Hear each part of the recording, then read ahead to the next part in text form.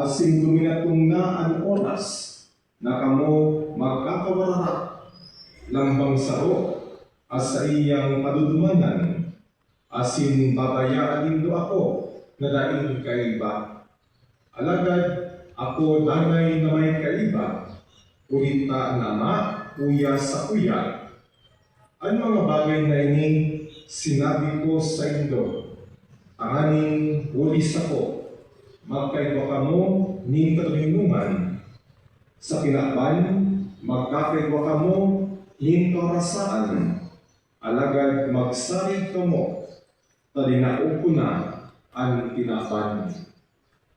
Mga tugang ang marhay na bareta kan sa tong kagurangan.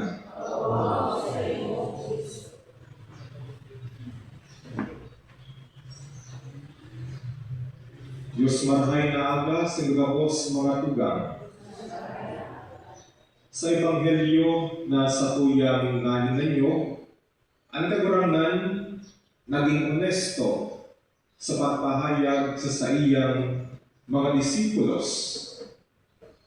Sinabi ni Jesus na sa indang buhay ay magiging pasil, kundi ang mga disipulos maaragi sinda ng kasakitan ng karasaan.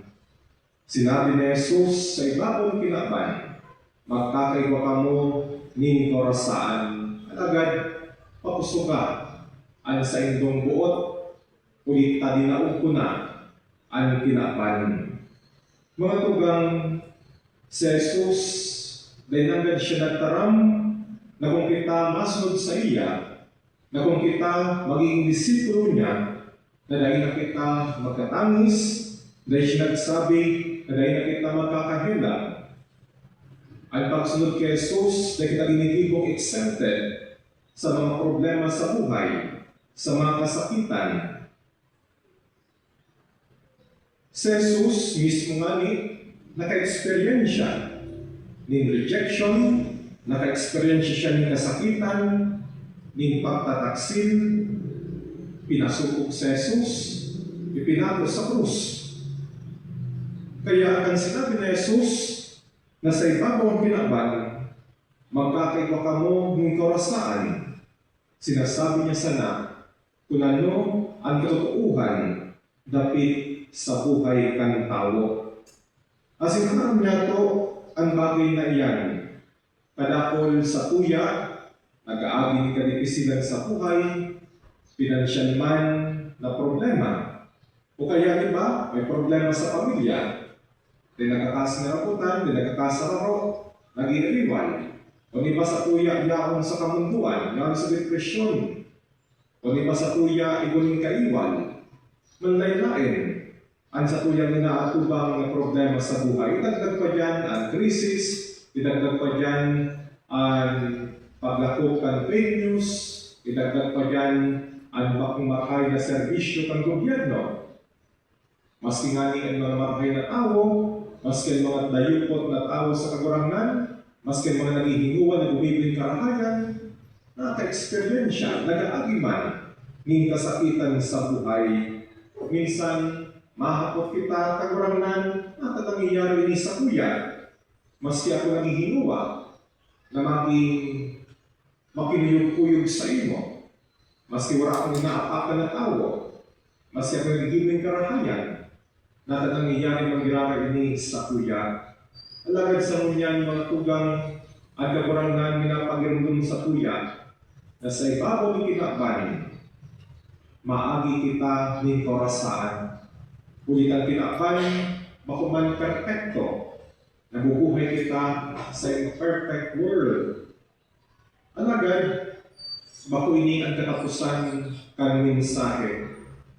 Nagpadago si Jesus sa pagtaram, pakusuga ang sa indong buot, dinaog ko na ang kinakban. Ano po sabihon kang kagurangan na dinaog niya na ang kinakban? Kung sabihon, nagkaratan, ang kasakitan, ang kasalan, ang pagkamis, maging ang kagaganan, mayo ni final word. Wala sa inda ang huling kataramon. kundi kalinaog ni Jesus ang kinaban, pinapahayag niya na igwa ni mas magayon na futuro, na maabot ang liwanag, na maabot ang karahayan. Jesus conquered the world not through violence or power, but through love, truth, humility, forgiveness, and resurrection. Ang kinaban sinabi ni Jesus, o sa kinaban sinabi ni Jesus, o ang kinaban nagpapahayag that hatred is stronger. But Jesus answered with love. The world told Jesus darkness will win, but Easter Sunday proved that light is stronger than darkness. The world told Jesus death is the end, but Christ rose again. Kaya, kitang mga Kristiyano, kita mga tao ni paglaon. Magtangis man kita, pero di dapat kita mawaaning paglaon. Magsakit man kita, di dapat kita pangguyahan ng buot, di dapat kita magsuko. Bumagsak man kita, pinakay ko na bumuhat kulos sa tabang kasing grasya kan Diyos. Kaya sinabi ni Jesus na pakusugaan sa inyong buot, dahil sinasabi na magsaging sabing kitang maiso o kaya makusog sa gabos na panahon. But sabihon, magpanalos kita sa pagtitiwala sa Diyos. Dawa sa tahaw, ning kalipisilan, ning korasaan, ning kalituman sa buhay. Sometimes courage is simply getting up again after failure, continuing to pray despite disappointment, forgiving someone who hurt us, remaining honest in a corrupt environment, or still believing in goodness when surrounded by negativity.